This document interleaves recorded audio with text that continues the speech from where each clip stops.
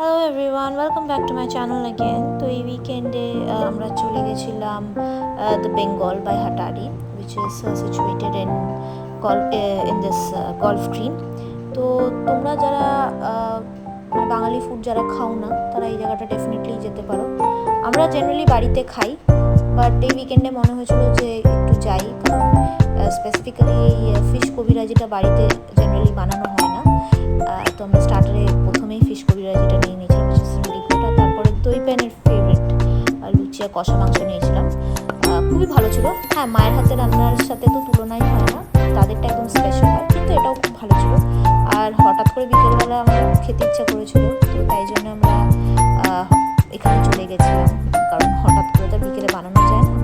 And after that আমরা ডেজার্টে নিয়ে নিয়েছিলাম এই ছেনার মালপোয়াটা, উইচ ওয়াজ ডেলিশিয়াস।